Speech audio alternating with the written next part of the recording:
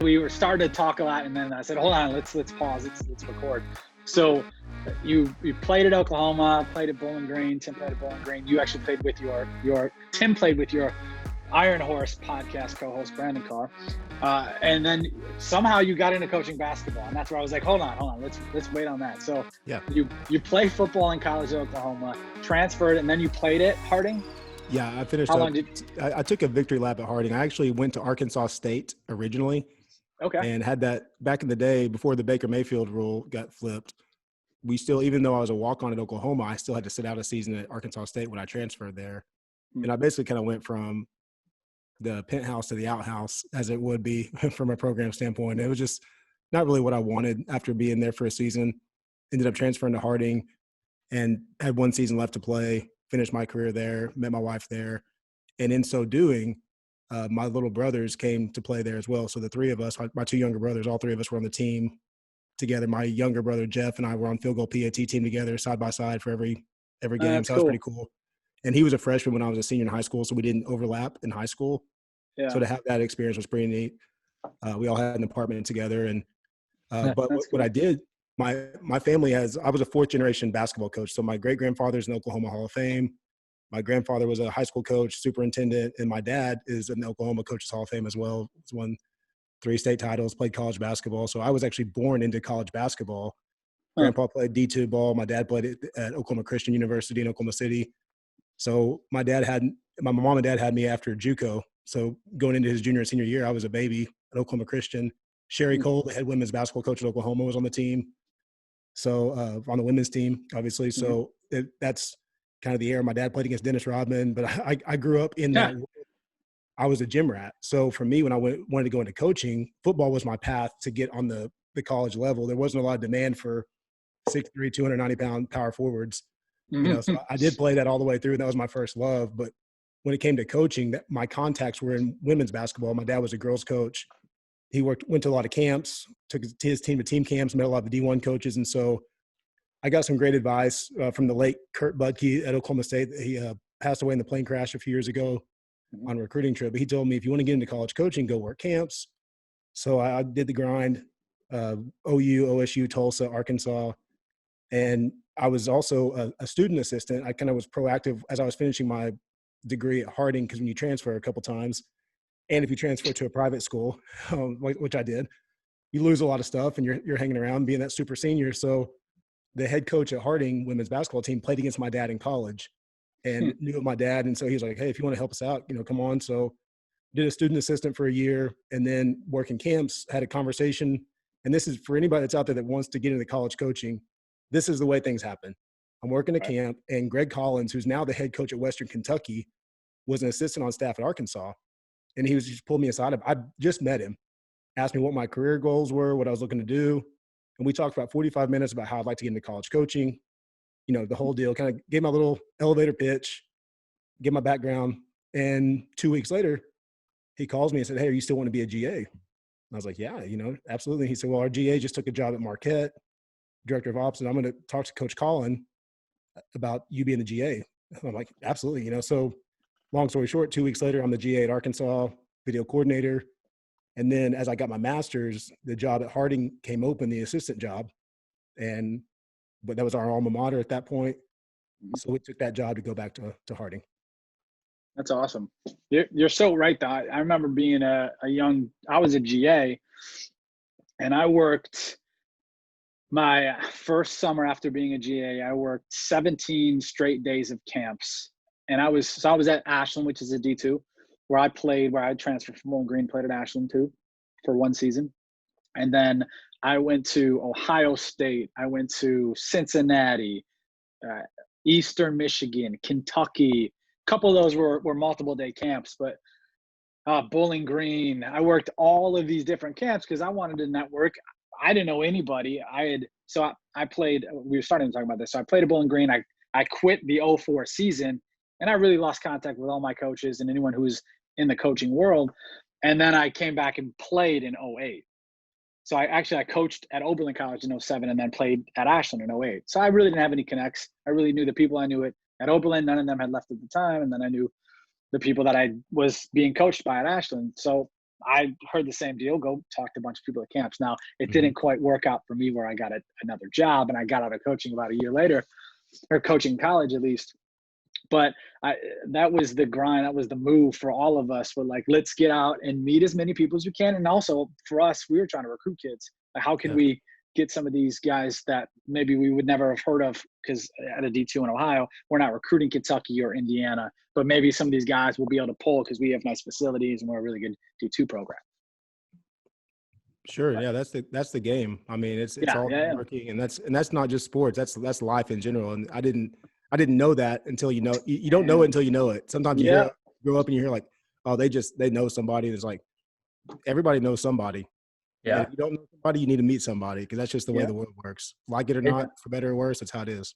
It definitely is. And I think even more so in the college coaches world, because those guys and girls move so fast. Like college football has got to be like every 2 years, you're getting like a new coaching staff essentially. And like those guys who met somebody at a camp, who met somebody at, an AFCA convention, those guys are all kind of intertwining.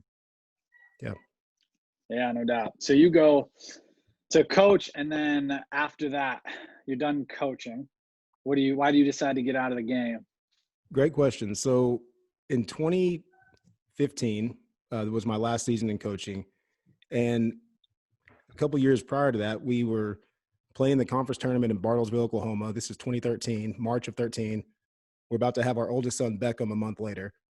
So we're about to have our first kid, and my head coach, we're playing in the semifinals of our conference tournament. He's got a junior in high school playing in the state championship game in Little Rock, Arkansas the same night. And we play our game, and his son goes on, wins the state championship. He doesn't get to watch it. And I just kind of took note of that. I was like, man, that day's going to come for me if I stay in this grind. And I had always thought, like, I want to stay in this. I want to be a head coach. I was starting to cap out as an assistant. We had started to attain the goals I had set for us as far as like coming back to the program, things I wanted to see us accomplish, and try to implement those and do anything within my power to make those things happen. And we were, winning our conference and going to the NCAA tournament, things that had never taken place before in the program. So I kind of felt like as an assistant, I've done everything I can do. So for me, looking at that and say, well, what's out there that I can do outside of coaching? What skill set do I have that I can leverage in a more professional world, higher income potential, maybe not being in small college towns, be somewhere like Dallas, Texas. So I got out of coaching to do physician recruiting. So I basically have the same skill set I was doing with recruiting college. You're selling in physician recruiting, you're selling a location, financial package, teammates, facilities, community, all those things you're selling at a university. So that's what I got out to do in 2015. Interesting. Different, but same-ish, right? Yeah. Similar. Yeah. Yep. And then, so you launch, I don't know when you launched the Locked On Sooners podcast. I have not listened to that. But no offense. It's not for everybody. You have that podcast, and then the IronHorse podcast.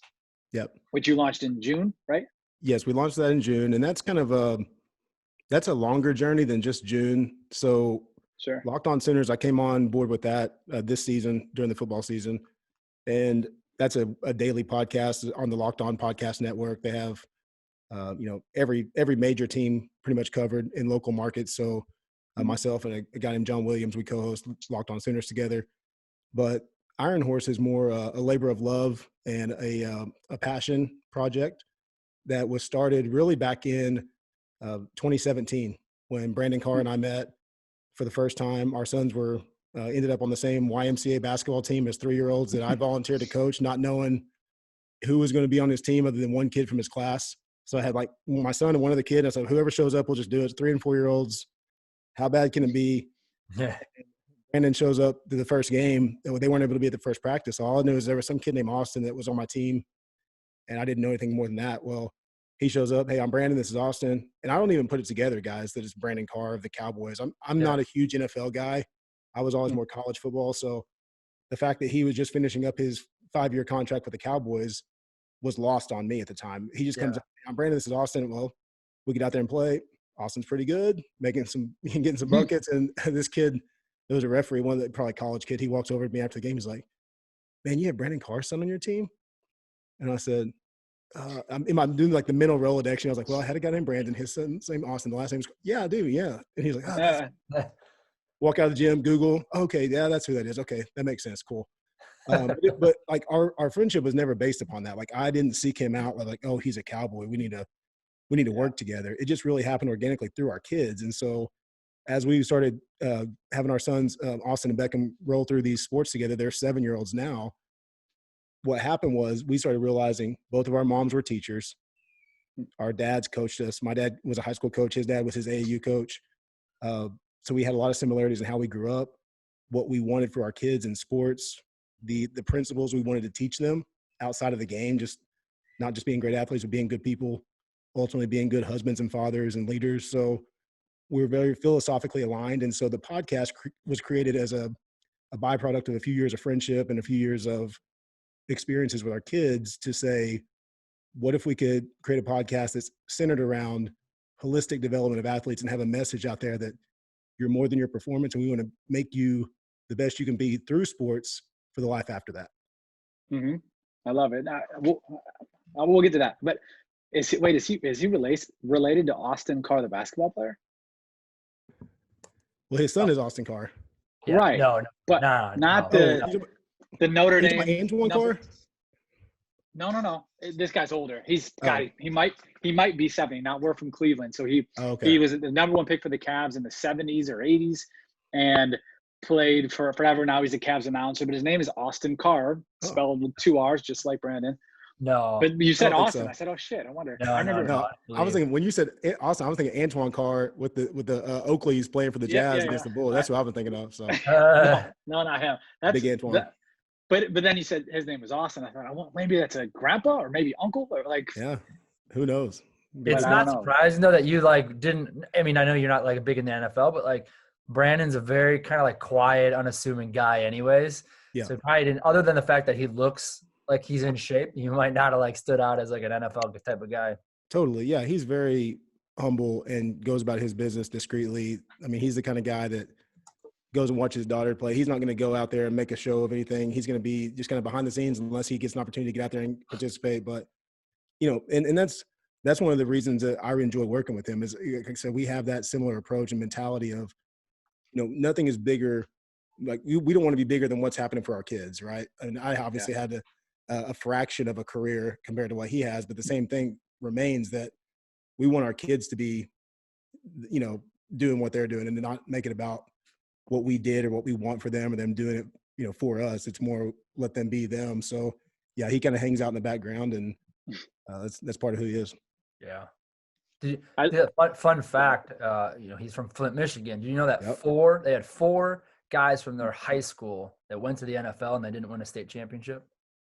That's hard to reconcile when you think about the how much of an impact that NFL players can have on a high school football team. I mean, crazy. It's literally 4 on one team. Well, now one of them was a kicker, though, right? One was a kicker, correct. Oh, okay. But I mean, 3. Hit the state 3 and a third. That 61-yard field goal, that dude's booting it through. Yeah. But so I love that. So the whole concept of the podcast, and obviously if you've listened to any of our stuff or see us on social media, you see we're constantly talking about athletes and what they're doing off the court, outside of the field, all that stuff. And I think it's so important to understand where the value can come from that. And Brandon, did he officially retire? I know he's playing again. Yeah, I don't think he hasn't officially retired. He started the season with the Cowboys. I think this has just been a crazy year with COVID. I think it's probably a wait and see kind of a thing. So, gotcha. But yeah, year 13, and really for the last several years, his off the field stuff has been a huge part of his career as well, with his Carr Cares Foundation, the Walter Payton Man of the Year nominee or nominations. So he stays busy. He's got a house full of kids too. So I'm not sure I'm not really sure what his plans are for 2021. Yeah. But so what I was going to say is that so many do it at the end of their career, which makes sense because you're like, hey, I'm closing up. What's next? What's my next step? Mm-hmm. And where we want to really shift that focus to like now, especially with college athletes and name, image, likeness, we think this can be an opportunity for athletes to start probably could start in high school, definitely could start in high school, but more so thinking about it as you're going into college to start building these other opportunities. So you don't have to be Brandon Carr at the end of his career and starting to figure something out. Now Brandon, I'm sure, is done a great job financially. And it's not like obviously he's not doing this for money, but a lot of athletes are then looking at the end of their career, like, what do I do? How do I make money? I just spent this $8 million I made over 4 years or whatever their deal was. So I love that you guys are doing that. I love the concept behind it. What made you guys want to focus on that sort of deal?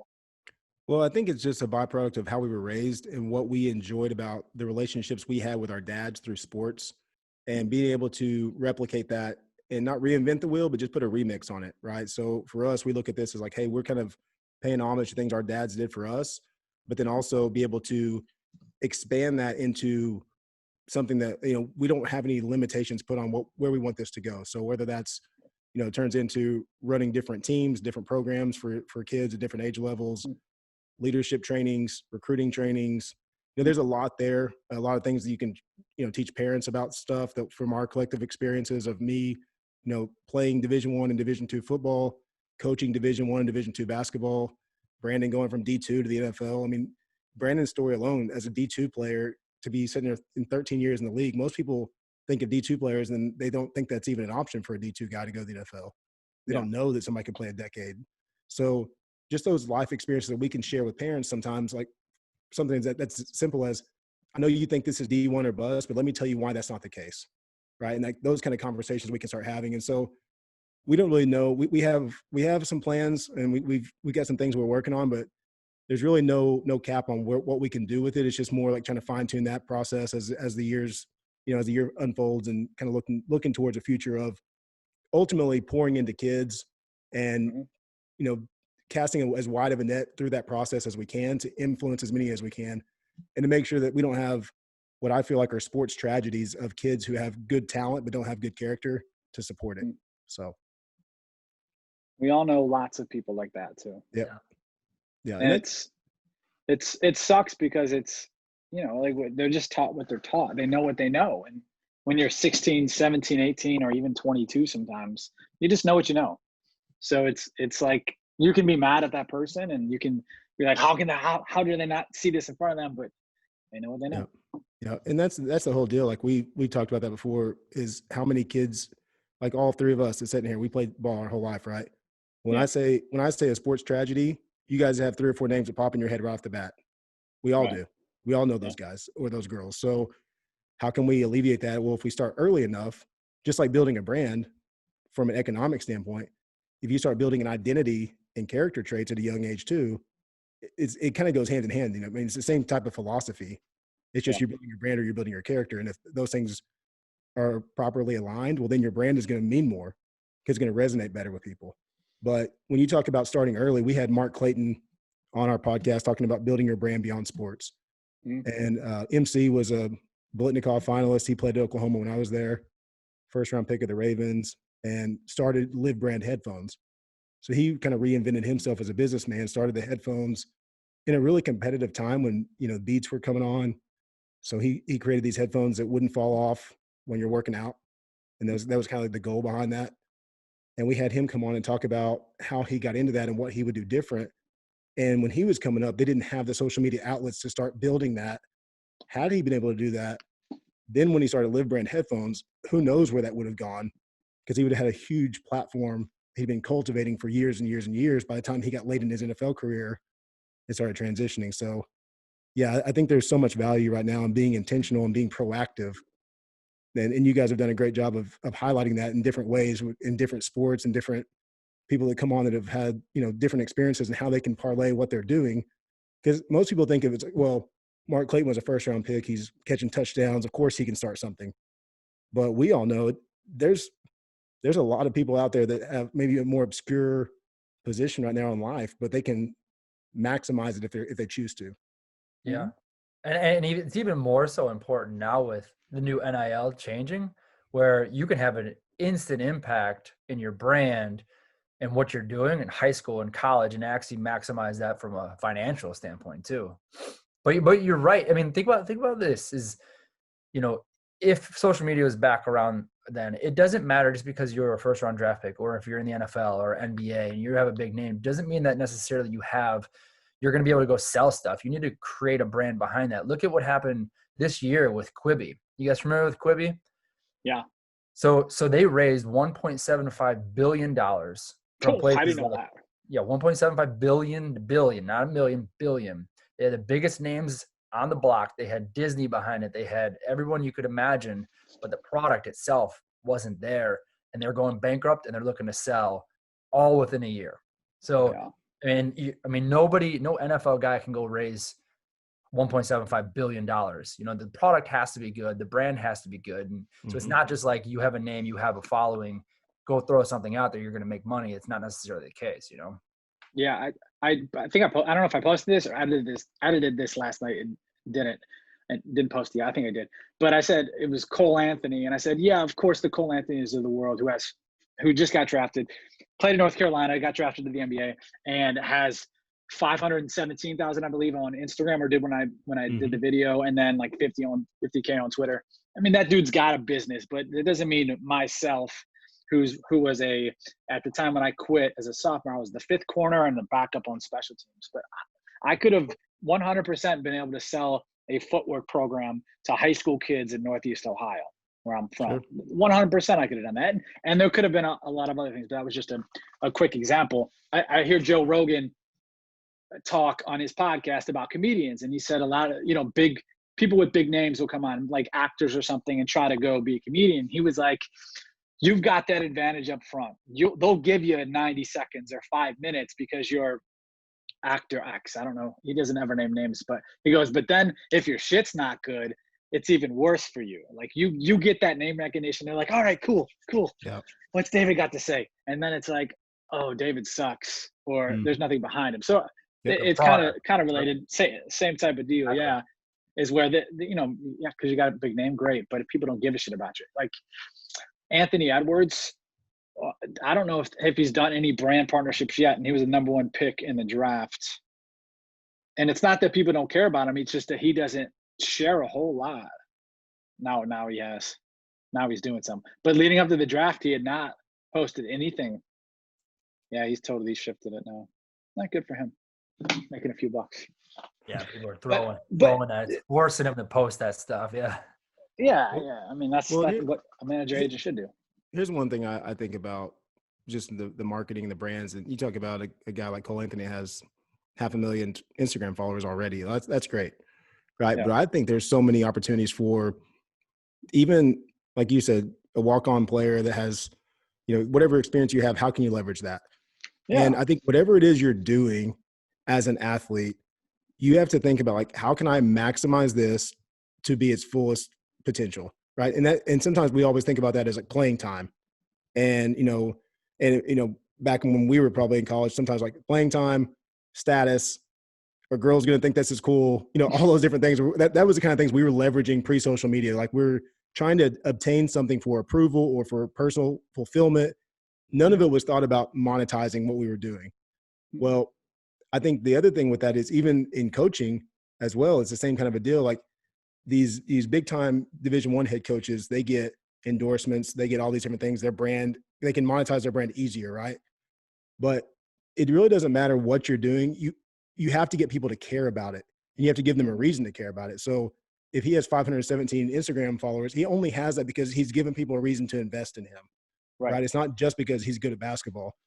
So to me, I look at it as the untapped potential is these small colleges, athletes that are in a college town, that they can be intentional about creating a little bit of awareness for their programs, for themselves, get in front of high school teams, whether, go around the local high schools, speak to teams, sure. Create opportunities, maybe do like one-on-one personal training if you're a basketball player, get some kids together and do some training in the summers, and start to develop that brand while you're playing. And then when you're done playing, well, now the whole time you had that buzz, you didn't waste it. You're not that person. Oh yeah, well, I think they played somewhere. No, like the whole time you were doing that from day one. Mm-hmm. So then at the end of 4 years, you've got a body of work and you've got some stuff to work with going forward. You have a launch point. Yeah. Camps are the same type of thing.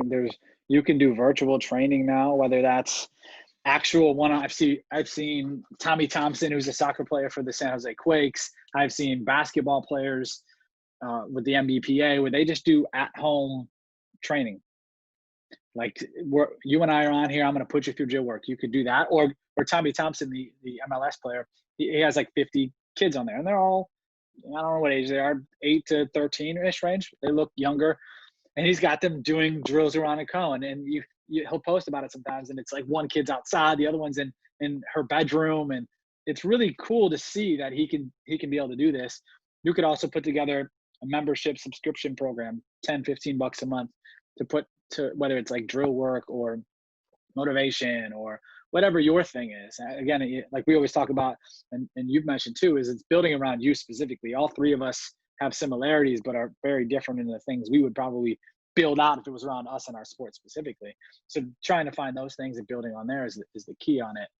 And the buzz is also super, super important. That I think that's the point when I mentioned earlier, where a lot of times the end of the NFL career, end of the NBA career, is when they start to think, oh, all right, let me go do something now. When the time you should be doing is when you got that buzz to start building those things out. I use this example when we talked to college schools. Our buddy Taylor Housewright was the quarterback at Ashland, and he was really, really good Division II quarterback, and got invited to Bengals camp. Never did anything past that. But Ashland, the city, I think, has like 29, maybe 30,000, call it 30,000 people that live there, and there's 2,000 people on campus. And I think that a guy like that could have been making $25,000 to $30,000 per year, and that's just base level T-shirts and a couple of brand partnerships, because he's the face of the city of Ashland. The small town, if you want to be selling product, you go through him, right? Mm-hmm. But if he wanted to really expand and do more and start, he was a quarterback again, so quarterback programs, whether it's fundamentals or mindset or film watch, or especially where he was in Central Ohio, he could have gotten probably hundreds of quarterbacks to be a part of this program, and he could have done it all virtually and built it online while he was hot and the biggest name in that specific area. And that's the type of things we want to see people start to build. And then that's like, you're talking 2,500 kids on campus. You look at a bigger school like Oklahoma, like this is small town, small campus, and you're putting together stuff where guys are making $25K plus in this new NIL era, which is, I mean, it's exciting, but it's like, 17, 18, 19-year-old kids, they don't necessarily know what they're doing. So there needs to be education around it too, Sure. And I think that's going to be something that starts taking place. I know back when I was recruiting basketball, you go to AAU tournaments, right? And they have these showcases. Well, most of those would have some kind of educational component for the players to attend. Clearinghouse, conversations, NCAA compliance rules, terrible. They're brutal. I mean, it's some of the worst hours you've ever spent in your life as an athlete. But I think the one that would be intriguing is if they start doing some education around, the name, image, and likeness, and how you can be intentional about that, and start telling them the right questions to be asking of universities. Once this is fully into effect, that when you go to university, know what you're getting into.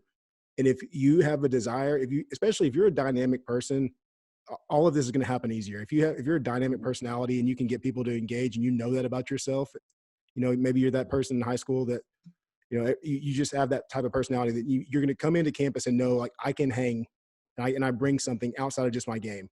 Yeah. Well, you would benefit yourself to be able to say, okay, coach, I get where I'm at in your program. I get where you see me on the court, on the field, but this is important to me as well. What can I do within this program? What are you comfortable with me doing? Because there's going to be a lot of coaches out there, guys, that they're going to be super abrasive to this. The old guard of coaches, they're going to see that. I mean, there's guys out there, and I coach with one, that to this day, head coaches for 20 plus years in college basketball that do not have a Twitter account, and almost out of like a badge of honor, like, oh, that's not for me. I'm not going to, and to their own detriment, to the detriment of their program, right? Because they don't get the visibility, they miss the opportunity, but they're going to be abrasive to this. And so if you think that's something that you want to do, and you go to some old school program that's not going to really be cool with that, and not going to help you cultivate opportunities for yourself to pursue those things, then you're going to be frustrated, and you're going to feel like you kind of handicapped yourself without even knowing it if you don't ask those right questions. Yeah. And we've talked to 60-ish schools, I'd say. And that's and that's teams and coaches too. And those are mostly, or all, I should say, football, men's and women's basketball. And we've talked to usually we're talking to assistant to the head coaches or recruiting coordinators or ops people or whatever their title is. So we've talked to some head coaches, but usually it's those people saying, all right, so what do I need to know? How does this benefit us? How does this help my kids? How does this help my future kids? How does this help with recruiting, essentially? Sure. And most of them will say the head coach will do whatever he's got to do or she's got to do. And a lot of times I'm thinking football here because I know football. I know old school football guys are like, kids brand, I don't want to hear about this shit. But they'll do what they got to do. That's why you see Dabo dancing in locker rooms and you see these coaches like they're getting out of their comfort zone. I saw Coach K in a TikTok the other day or whatever. It was some kind of like silly video. Nick Saban dancing in some kid's living room with his mom. I mean, something like so out of character. Doing the Cupid Shuffle a couple years ago. Yeah, that's what it was. Yep. Yeah, you'll do it. They'll do it. They don't care. They want to win. Or I shouldn't say they, but most of them will do whatever they got to do to win. So there will be people that are left behind. And we've talked to schools that say, I don't think my head coach is going to get on board with this. There will be people left behind. There will be teams left behind. And if you're not in front of it, you're going to be left behind. That's one component to this. Number two is I loved your point on the ask the right questions. Because if you look on social media, especially at the high level football, the high level basketball, it's come to our school and build your brand. We've got X, Y, Z and these things. And it's all, some of it's really good stuff. And some of it is just smoking mirrors like the rest of recruiting is we're going to do this, we're going to do that. And I've talked to top recruits in the country, especially in the football world. I get random DMs from guys and I'm like, who is this person? Why do they have 12,000 followers and why are they, and this says 5-star? Who is this person? And I'll go, well, what is the plan that they have for you specifically when you go there? Now they're going to help me build my brand. And I'm like, no, like what is the actual plan for you, for David, not for anyone who comes here. Yeah, we've got a big following. We've got XYZ alumni. We've got the most business owners or whatever locally, or those are all great things and all great components. But how are you going to help me actually build my brand? Because that's just a generic recruiting pitch. How do you help me specifically? What do you know about me specifically? And then we've gone a step further with a couple of the teams that we've done some stuff with is we've helped them craft like the general concept behind a recruiting pitch and gotten into specifics of here's why this school's better, and then paint the picture of here's what we think you can be when you come here, and it's better you come here as opposed to XYZ school, and really show them like these are the reasons and these are the things that you can start building based off of who you are and who we see from recruiting visits and conversations and also from social media. So I think that's so crucial to know the right questions, and I don't know that any kids really know that at this point. Or parents, or even talking to the college coaches, like you said, like they don't even know. This is a new era for them. They got to deal with professional athletes now. It's not something that they've ever had to deal with, essentially. Yeah. I talked to a big school, and this person doesn't work on the team, but works in the athletic department. I talked to them this morning, actually. And I said, even your head coach who is at a big school, makes millions of dollars as a coach, makes money on social media or makes money from brand partnerships, has never done a social media contract. And this person probably has gotten paid to do stuff on social media, but even they didn't handle the contract. It was their agent or something. So they don't know. Assistants sure shit don't know.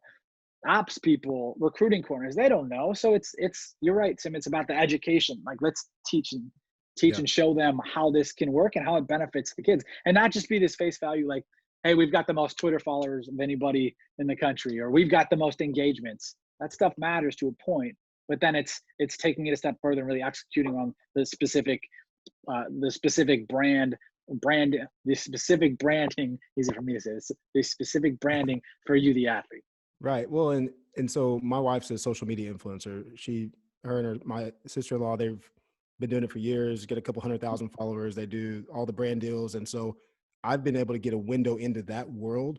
So before we started the podcast and started looking at podcast sponsorships and how those things work and how you get reimbursed, all that stuff, like I kind of had a little bit of a cheat sheet from those things, but that's just one side of marketing and branding, like the podcast game, right? But then you look at the athletes, and for the parents to not be educated is super dangerous. And that's in recruiting in general.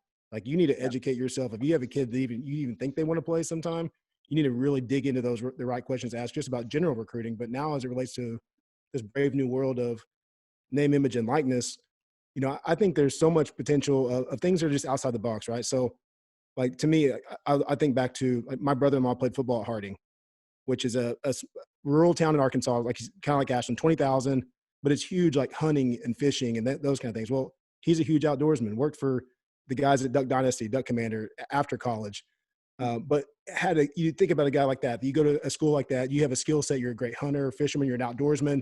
And all of a sudden you look at like, hey, you're also this college football, he's a captain on the team. But like just things like that, like, okay, that's a smaller level. We're not talking about the Alabamas and the Clemsons and those fan bases are built in, but it's like, okay, I have things I'm passionate about and this is who I am. And you come and tell these coaches like, hey, this is what I'm passionate about. I love football or I love basketball or baseball, whatever I play, but these are at my outside interests that I'm good at. These are the personality traits I have. How could you particularly work with me to help me leverage those things, right? So we had the Georgia Tech strength and conditioning coach on IronHorse a couple weeks ago, Louis Carrella, who's a fantastic follow on Twitter, gives really good stuff. And he really kind of flipped strength and conditioning on its head for me because I played for Jerry Schmidt at Oklahoma, who's just notorious for being like, you know, just brutal, merciless person to train with. And that's from the walk-ons to the NFL guys. We'll all tell you the same story. But when I heard Coach Carrella, his approach is when he has new players come into the program, whether that's when he was at Buffalo, North Texas, now at Georgia Tech, he sits there and he goes through a series of questions to get to know the kid. He wants to know what they're about, what makes them tick, what their passions are. And that way he can kind of coach them appropriately. He can motivate them appropriately. He can know, you know, how they're wired as opposed to a one-size-fits-all thing. And there's a lot of schools that are going to broad stroke this thing. And like you said, they're going to give the generic spill. But if you ask the right questions, then you're going to see through that real quick. Either they have a team in place to say, hey, here's how we'll market you. We'll sit down with you. We'll talk to you about all the things you're interested in. And then we'll circle back with you and see, here's how we can do that. And we'll put a plan together for you. Because the teams that are serious and the programs are serious about really buying into this, they're going to be proactive and do those things. So that's to me is where I feel like it would be that's where it needs to get to. And the only way you're going to know if a program is doing that or has even a thought about that is if you ask the questions and either expose them for not having it or get the answers that you're looking for. Yeah. And no doubt, no question. The problem is, and I talked to, maybe 2 weeks ago, I talked to a dad of a kid who's like a top 5 player. Just leave it at that. And dad reached out, just wanted to ask questions. Like, what, you know, I don't really know what's going on. And you look at his recruiting list and it's everybody. You know, this kid can go wherever he wants to go. And he was clueless on name, image, like this. Knew of it, knew the words, knew about building a brand, knew the words building a brand, but didn't know the depth behind it at all. And I was amazed because I've talked to kids who don't know, but that's 17. I was 17. I'm probably not thinking that way. But for the dad who's heavily involved in this process, just didn't know. And I look back at our mom. We had our mom and dad, but our dad had a stroke a couple years before we got into recruiting. Our mom was a high school cheerleader. You know, she doesn't know anything about recruiting. And so what would she know? She probably didn't even know if she thought to try to find information, she probably would have had nowhere to go to find the information and wouldn't have known where to. Yeah, go to the library back then. She's a librarian, so maybe that could work. Classic. But she would have had no idea where to actually find the correct information. That's a big problem that we're seeing, is that people just don't know. And also with some of that stuff is that you'll get these generic things for right now. You'll get them probably next year, and you could probably get them in a couple of years. But at some point, there's going to be hard numbers. I love that we're going to be able to see, well, at least you'll have to report the numbers of brand deals and things that you're making. Yeah. I don't know if that'll actually become public information, but I assume there'll be a way to find some of that stuff. So you'll be able to, if I'm a class of 2023 or 2024, we'll have some hard numbers. Now the hard numbers you could show would be growth on social media. They came here, they did this, and then here's what we did for that person, and then here's our generic pitch. for everybody. And here's our general numbers and our growth and our engagements and all that stuff. And all that stuff's great. But again, we want to see the numbers on the athletes specifically, but we'll be able to see numbers in a couple of years on financials.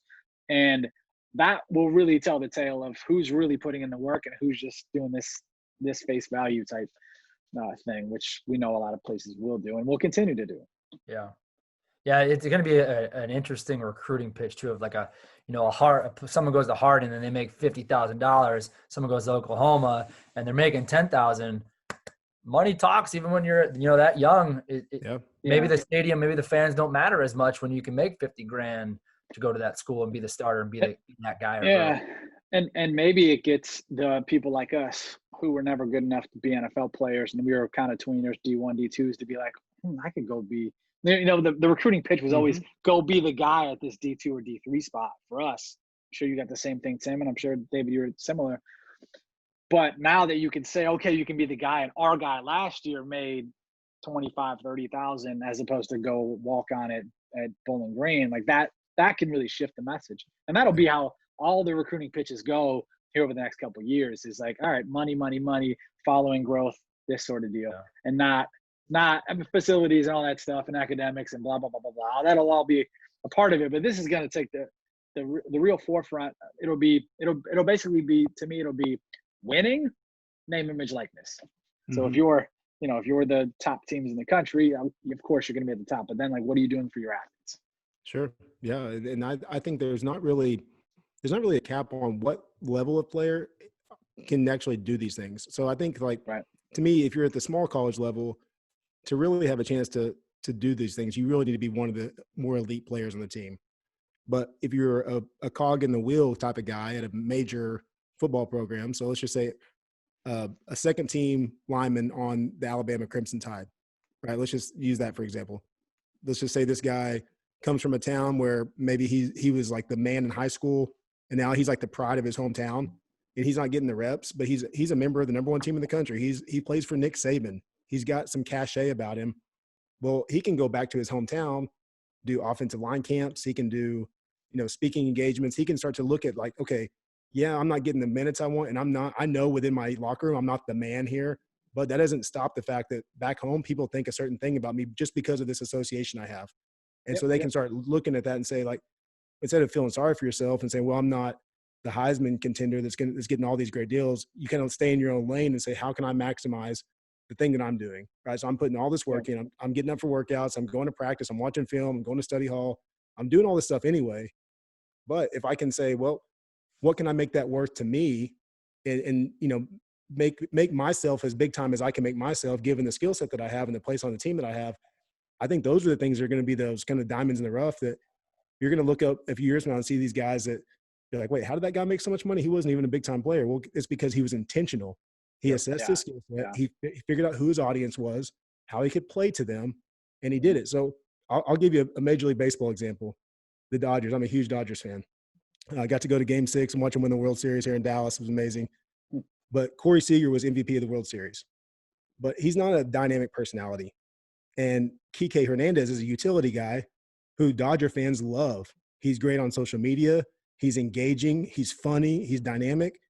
And he's going to probably have way more external endorsement deals and he's created a niche for himself that between the two of those guys from a baseball historic standpoint, they're not even the same ballpark. But he did all the other things well, and he appealed to millions of Dodgers fans around the world that endeared themselves to him, not because of his great play, that was part of it, but it was more of how he carried himself and he resonated. So you don't have to be the elite guy. You just have to resonate. No. I like what you said about staying in your lane. It's all about being authentic. Yeah. Be you and let that come across on social. But to push back, I'll say at Ashland, the small school, a person who wasn't the guy, Tim knows him, Anthony Carbone, was a utility lineman, basically. He would be, somebody got hurt, he would be the guy that would come in, and he might have played, I don't think that's all he really did his senior year even.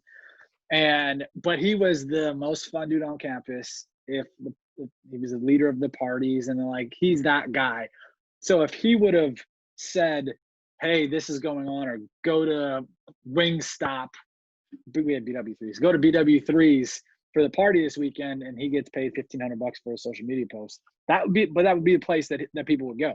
So it's, of course it helps if you're the man.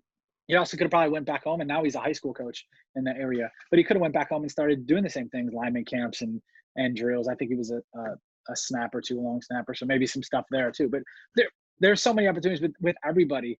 And I don't care. We always say this in our pitches to these teams is we don't care if you're the 120th football player or you're the 15th basketball player or wherever your level is. Like, there's opportunities there. I talked to the entire Tulane athletic department a couple months ago, and it was 300 plus athletes.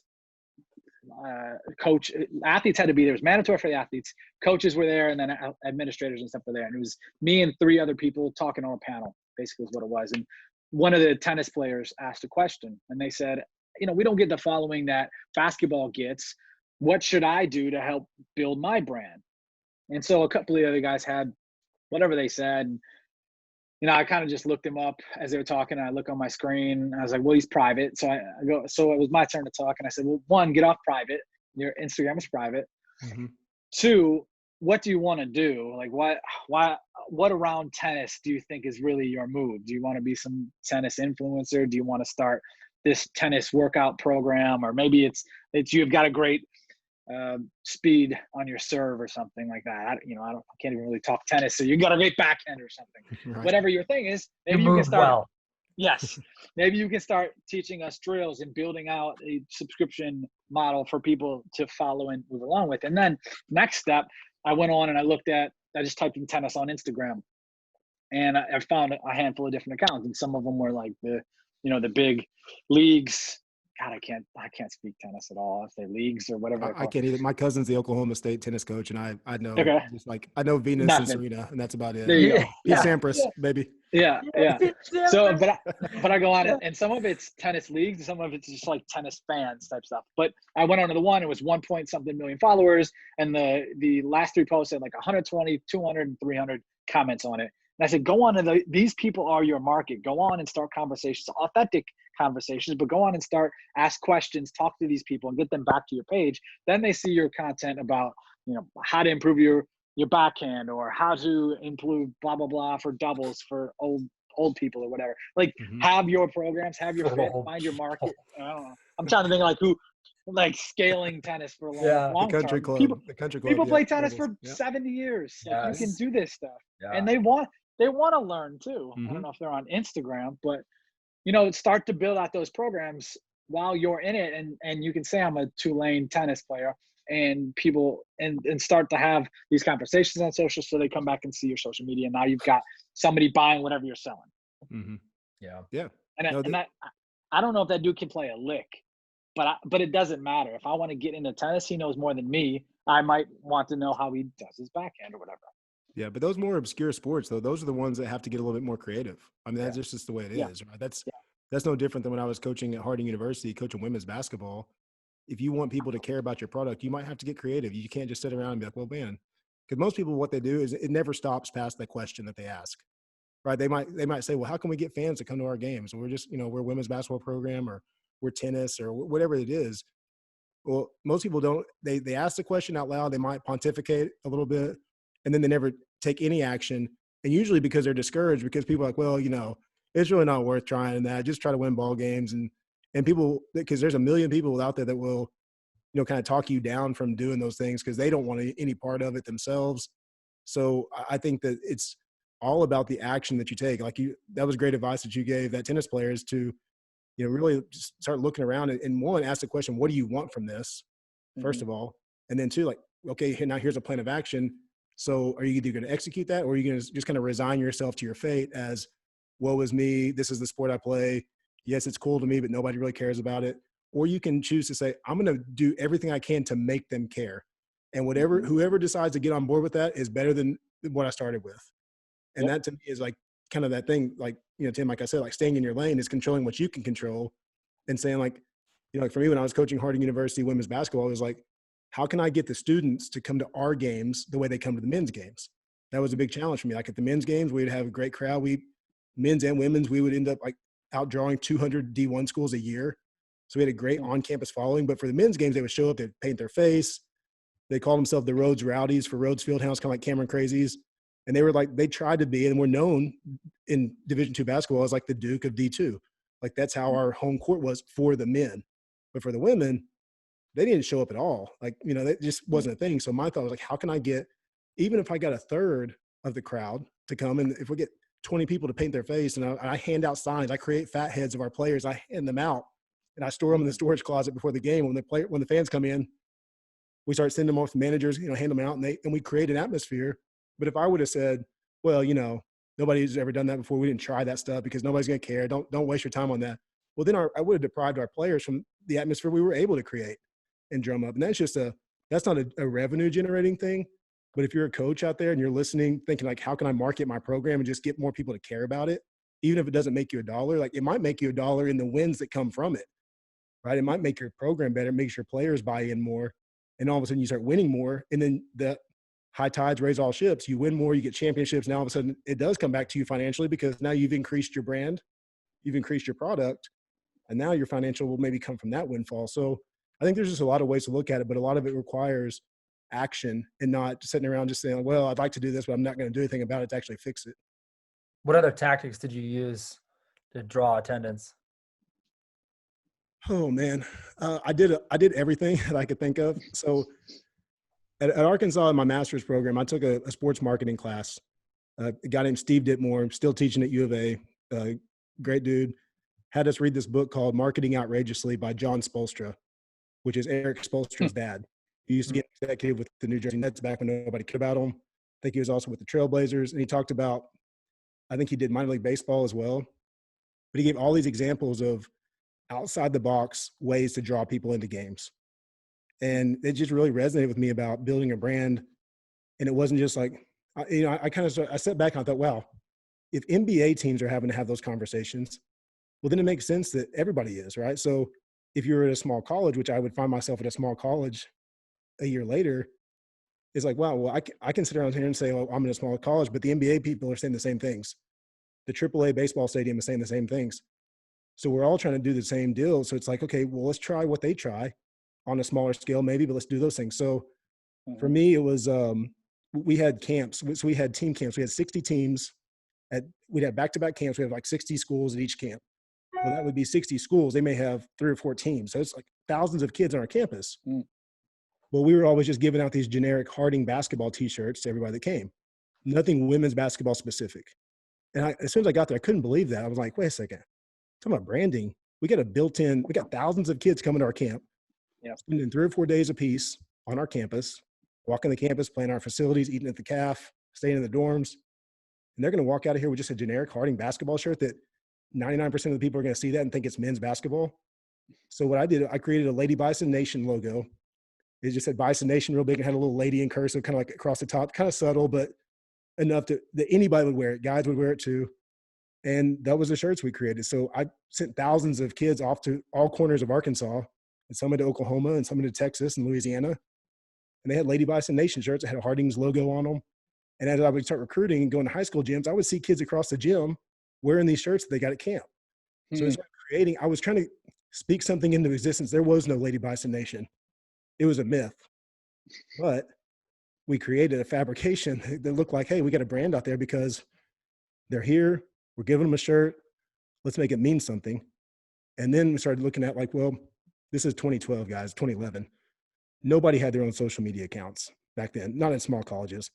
And even D1 schools weren't really giving them much love. So created Facebook, Twitter, Instagram. And I think it was around 2013, 2014, we had more Instagram followers and programs like, more Twitter followers like Syracuse, Stanford, like big time D1 schools, just because we were paying attention to it and trying to grow it. So what it did for our program was, and again, like I had a head coach that didn't even have Twitter. So everything was working against me. Our athletic department had a Twitter page for all sports, just one. So I just kind of was like, well, I can sit around here and like wait for them to promote us, which they're never going to do, or I can just pour myself into this and try to say, hey, like, let's make this as big as we can. Let's get people excited about it. Let's get these kids who are coming from us from all over the place to play. Let's let their people back home have a way to follow them. Let's give them content. And so we started doing those things. And what happened was the buy-in started becoming like, hey, we're doing things and we're getting promoted for it. And people care about it. It's not just being, these games are just happening and floating off into the wind. These box scores, these stat lines are being shared with cool graphics, with video highlights and all these different things. So started growing that. Then we did promotional videos where they're like 3-minute movie trailers with a theme and a hashtag and a logo design, all centered around trying to create the, like the first year was Rise Together. The second year was from a sense those were really good. Those were great. Those were great videos. Yeah. Cool. Well, I appreciate you guys saying that. But what we did was we had Rise Together was the first one. It was like, okay, we had a young group of kids trying to attain something that had never been.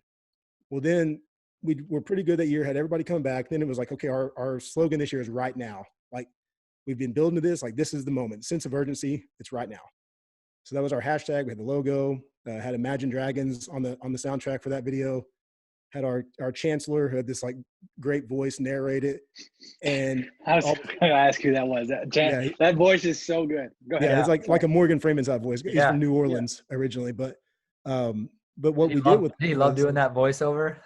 Yeah, he was good at it. He did a lot of just general ones for the university. So I had him. He actually passed away this past year. He was 96 years old, but sharp as a tack. And he never missed a football game or basketball game. He would travel. Just amazing guy. But he did our Dr. Cliff Guinness. He did our voiceover. Well, that season with Right Now, we're 29-1, ranked number 2 in the nation going into the NCAA tournament for the first time ever. Spoiler alert: we got beat in the first round. That kind of sucked, but but the payoff was we started speaking it into existence. Like, hey, we're going to rise together. Hey, we're going to do it right now, and we backed it up. And we were sitting there the whole season, like every game, hashtag right now, hashtag, like creating this thing like this is what we're going to be doing. And then the following season, my last season there, we had the hashtag of legacy, because it was like, okay, we get seniors that started all of this 4 years ago. The first recruits I brought in, and I kind of knew I was going to be, it's sort of my swan song too. I kind of already knew I was going to be getting out. So I looked at it and said, hey, this is legacy. We did it. Can we do it twice? Can we back it up and make it not a fluke? And so the second year we won the conference again, went back to the NCAA tournament. We're a top 10 team again. So I think those are the things that I see the payoff was. Did that make me more money? No. Did it ruffle feathers within the athletic department because I was trying to be outside the box and do things, take the bull by the horns and do it? Yes, it did. Our SIDs weren't real high on me for trying to do that. And what happened shortly thereafter when I left, every program has their own Twitter account. Mm-hmm. Every program has their own handle. And that's cool. Like I'm not bitter about it. I think it's great. I wish it would have happened sooner, but I think that just like my point on that though is not to say I did all these great things. It's to say that if you sit around and wait for somebody to do it for you, it probably won't happen. So I'd rather be uncomfortable and see my kids as a coach, see my kids promoted well, see them get buy-in and have fans care, than to sit around and say, well, it's just the way things always are going to be. Nothing we can do about it. Yeah, it's awesome. I think that's a good place to end. It reminded me of a little bit of my softball days at UCF that you're talking about. But let's end with that. David, we appreciate the time. Thank you for coming on.